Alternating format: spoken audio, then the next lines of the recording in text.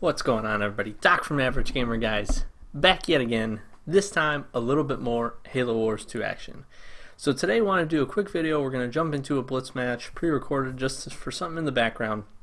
But something I wanted to talk about was the quickest ways to gain experience by mode, how it kind of breaks down, and then subsequently also how to pick up Blitz packs. Now, we've talked Blitz packs before. Those of you that don't know, every time you level up, you're gaining a Blitz pack, and then obviously daily, weekly challenges, you're picking up both experience as well as Blitz packs.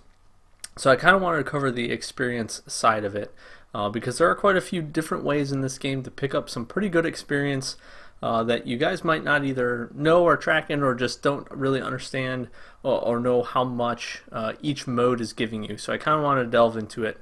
So as this game kicks off, I'm just going to kind of run through.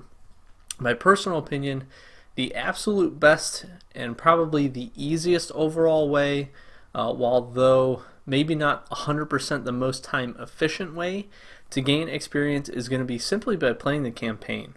I can't do some of the research on this, and I'll tell you why here in a second, but I do know if you complete your missions, each mission you complete on easy difficulty is going to end up picking you up 500 experience, and then if you end up beating it on the legendary difficulty, each mission you end up completing there is 1100 experience.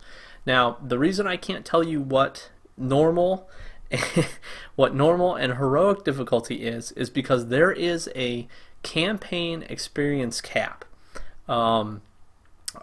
So what ended up happening is, with my playthroughs on easy, for those of you that have watched some of those guides doing the gold medals, the bonus objectives, all that kind of stuff, and then through my legendary playthrough, I never actually played any of the campaign missions on normal or heroic, so I don't know. So I'm going to reach out there. If someone can let me know that hasn't reached the campaign max experience yet, and you're playing through it on a normal difficulty and then on a heroic difficulty, just drop in the comments for me and let us know what those are picking up as well.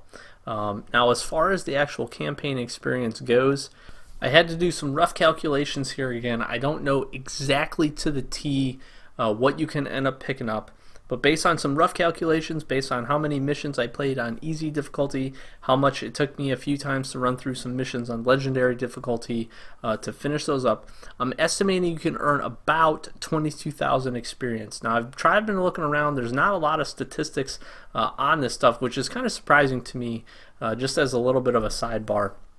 But again, if you're running through, you're going to be able to make some great experience gains, especially just beating the campaign on legendary.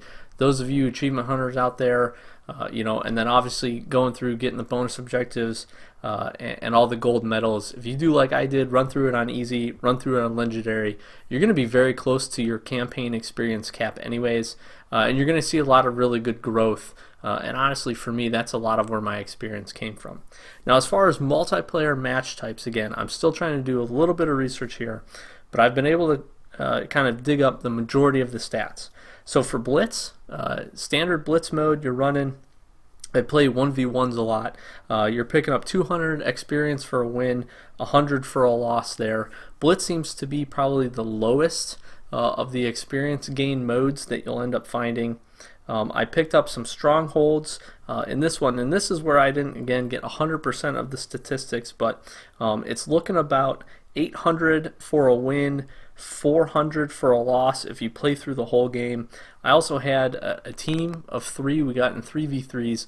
The team of 3 immediately resigned. I mean, we were in the match for not even 10 seconds, and I picked up 300 experience for winning on that side. So I think there's a little bit of calculation as far as how long you stay in the game, whether it's a minute, 5 minutes. I've seen some back and forth on some of the forums, but generally, if you're going to end up playing, I saw 800 for wins, 400 for losses on 3v3s. I think it's the same for 2v2s. Deathmatch, same thing, 800 for wins, 400 for losses. Now, I can't confirm I did 100% play 2v2s in that one because that's really all I could queue up. I tried to get in some 3v3s, I just couldn't. Because again, they kind of lump those things together. And then Domination, the same thing.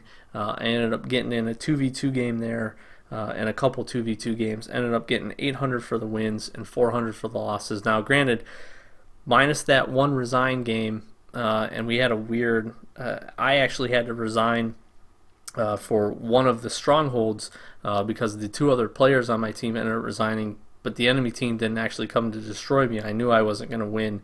I got 100 experience for that. So I definitely think there are some not weird, but different situations out there. But generally, if you're playing matches, you're picking up wins at 800, and if you lose, you're going to end up picking up 400 experience. Generally, really not too bad. And then Blitz, obviously, the matches are a little bit faster, so it makes sense that you're picking up slightly less experience there. So hopefully this is helpful to you guys. Again, your best bet, going through the campaign, knocking out legendary, knocking it out and a run on easy. 1100 for those legendary, 500 for those easy. Let me know what heroic and normal pick up for you guys. I would really appreciate it. And then again, Deathmatch, Strongholds, Domination seem to be 8 and 400 for wins and losses respectively there. Blitzes being 2 and 100 for wins and losses there.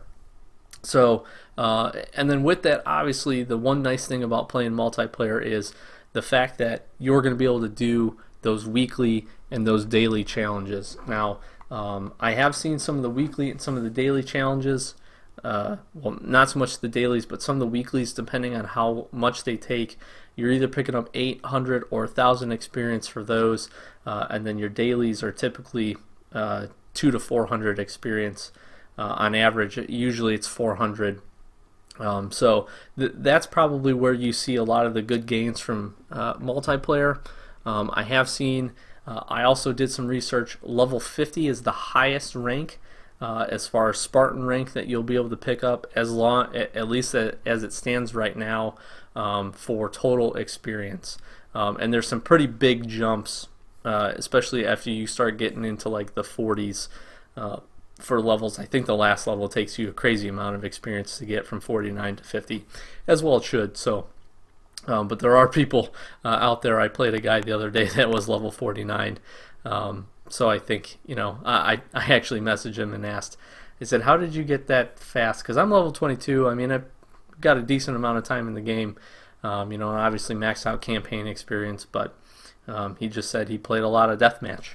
So I guess if you're good at Deathmatch and you find a game type that you like and that you're consistent with wins, you'll be able to pick up some pretty good experience. So hopefully this helped. Just a real quick video. Just want to talk through it again. Kind of plays to the Blitz packs pickup, but as well just to kind of give you guys an idea of where you can look to pick up some good experience and what it will allow you to do here throughout this game. So hopefully you guys enjoyed. Just a quick video. I'm going to be doing some other stuff here tonight, so you'll see some other videos up probably about the same time, talking through just some basic tips in some of the other game modes, as I kind of did some research for this one just to make sure most of my facts were correct. As always, please comment down below. Help me out, like I said, for those campaign missions as far as the experience, and let me know if I said anything incorrectly as well. Obviously I try to get the best stats to you guys, but sometimes I do miss some things. And just want the community to have the right information as we go forward. As always, if you guys haven't subscribed, please do follow us on Twitter. We also have the Average Gamer Guys Club on Xbox, so you can check that out. And yeah, so hopefully you guys enjoyed. Thank you so much for watching. I've been Doc with Average Gamer Guys, and we will check you next time.